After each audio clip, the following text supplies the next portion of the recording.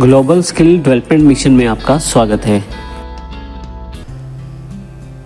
जब भी कंप्यूटर में कोई इंफॉर्मेशन स्टोर की जाती है तो वो इमेज अर्थात किसी तस्वीर के रूप में, टेक्स्ट लिखे हुए अक्षरों के रूप में, ऑडियो या वीडियो या पेड फाइल के रूप में हो सकती है। इसके अलावा भी कई प्रकार होते हैं जिसमें आपकी कोई फाइल को स्टोर किया जा सकता है, परंतु मुख्यतः ये कंप्यूटर में जब स्टोर किया जाता है डेटा तो इसको बाइनरी फॉर्मेट में ही स्टोर किया जाता है, अर्थात ये मशीन लैंग्वेज 1010 की फॉर्मेट में रहती है। आप किसी भी तरह का डेटा स्टोर करें, चाहे वो ऑडियो फाइल है, वीडियो फाइल है या कोई इमेज फाइल है, उसे मशीन लैंग्वेज या बाइनरी लैंग्वेज में ही स्टोर किया जाता है, जिसमें 1010 फॉर्मेट का प्रयोग किया जाता है, अर्थात केवल 2 अंकों का प्रयोग किया जाता है जिन्हें बाइनरी डिजिट्स भी कहते हैं। कंप्यूटर में कैरेक्टर्स को या डेटा को स्टोर करने के लिए एक स्टैंडर्ड बनाने की जरूरत थी। इसके लिए एक संस्था का गठन किया गया जिसका नाम है एस्काई, अर्थात American standard code for information interchange. इस संस्था का मुख्य कार्य है कंप्यूटर में स्टोर किए जाने वाली इंफॉर्मेशन को, जो कि अल्फान्यूमेरिक कैरेक्टर्स में हो सकती है, उसके लिए एक स्टैंडर्ड बनाना है, अर्थात सभी उस स्टैंडर्ड को फॉलो करें ताकि जब कंप्यूटर में डेटा स्टोर किया जा सके तो उसके लिए एक रूल को फॉलो किया जाए, एक स्टैंडर्ड को फॉलो किया जाए, और जब उस डेटा को निकाला जाए तो वो उसी फॉर्मेट में मिले जो कि रूल के अनुसार हो। इसका सबसे बड़ा लाभ ये हुआ कि जो इन्फॉर्मेशन है वो सब जगह एक जैसी ही दिखाई देने लगी, क्योंकि सभी एक स्टैंडर्ड को फॉलो करने लगे। एस्काई के द्वारा निर्धारित किया गया स्टैंडर्ड 7 बिट्स का प्रयोग करता है, जिसमें हर कैरेक्टर और हर नंबर को अलग कोड दिया गया है। इसमें 0 से 9 तक सभी अंक, अपर और लोअर केस के सभी इंग्लिश अल्फाबेट्स, इसके अतिरिक्त काफी सारे स्पेशल कैरेक्टर्स को भी शामिल किया गया है। तो इस प्रकार स्काई द्वारा निर्धारित किए गए स्टैंडर्ड को सभी ने फॉलो किया, जिसके साथ इंफॉर्मेशन जो है उसको एक स्टैंडर्ड से ही कंप्यूटर में स्टोर किया जाता है और उसी स्टैंडर्ड के आधार पे उसे दोबारा निकाला जाता है। इससे सभी जगह इंफॉर्मेशन एक जैसी ही प्राप्त होती है।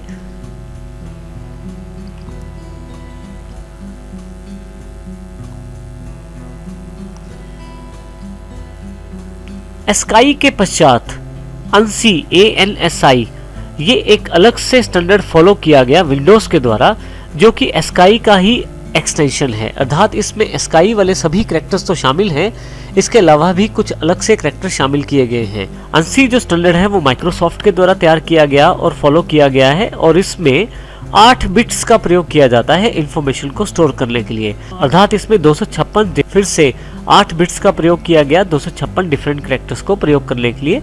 इसमें खास बात यह है कि नॉर्मल कैरेक्टर्स के साथ साथ इंटरनेशनल कैरेक्टर्स को भी शामिल किया गया, ताकि उनको भी एक जैसा स्टैंडर्ड प्रोवाइड हो सके और हर जगह एक जैसा इंफॉर्मेशन रिप्रेजेंट किया जा सके। HTML2 से लेकर HTML 4.01 तक इस स्टैंडर्ड को फॉलो किया गया है।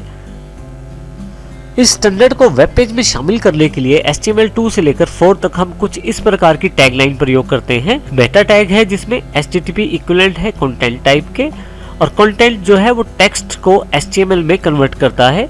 कैरेक्टर सेट का देखें यहाँ पे नाम दिया गया है ISO 88591, जो कि ये जानकारी देता है कि इस पर्टिकुलर स्टैंडर्ड को फॉलो किया जाए। परंतु HTML5 में काफी सारी तब्दीली आ गई है। अब UTF-8 अर्थात यूनिकोड ट्रांसफॉर्मेशन फॉर्मेट का प्रयोग किया जाता है। ये यूनिकोड कैरेक्टर सेट भी कहलाता है, या ISO फॉर्मेट में IEC 10646 स्टैंडर्ड कहलाता है। इसमें लगभग वो सभी कैरेक्टर्स हैं जो पहले से शामिल थे, परंतु इसमें हजारों कैरेक्टर्स और भी शामिल किए गए हैं, जिसमें दुनिया भर के बाकी कैरेक्टर्स और सिंबल्स को प्रयोग किया गया है और उनको एक स्टैंडर्ड प्रदान किया गया है। UTF-8 को HTML5 के द्वारा फॉलो किया गया है, और आज की जो रिक्वायरमेंट है, जितनी भी वेबसाइट्स या वेब पेजेस बनते हैं वो UTF-8 स्टैंडर्ड को इसीलिए फॉलो करते हैं क्योंकि हम अब HTML5 टेक्नोलॉजी को प्रयोग करते हुए अपने वेब पेजेस बनाते हैं।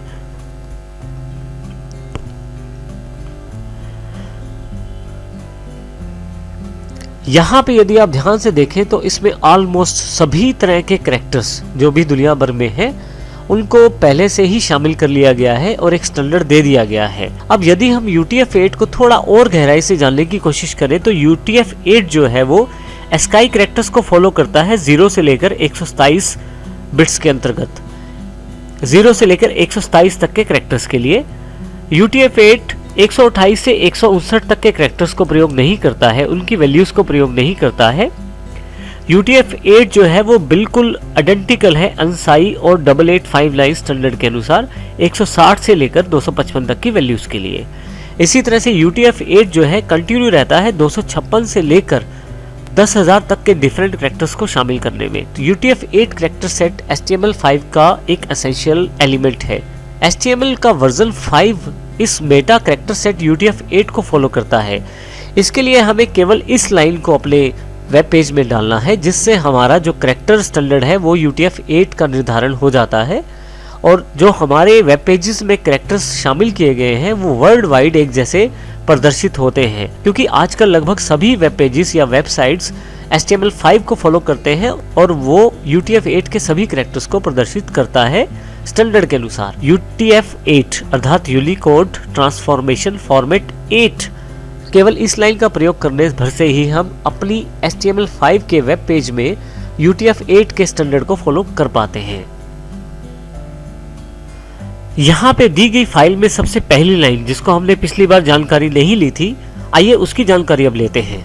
मेटा कैरेक्टर सेट UTF-8 को शामिल करने से ही हम UTF-8 स्टैंडर्ड को फॉलो कर पाते हैं, क्योंकि डॉक्यूमेंट टाइप HTML ऊपर जो दिया हुआ है वो HTML5 का डिक्लेरेशन है, तो इसलिए हम कैरेक्टर सेट UTF-8 को प्रयोग करते हैं।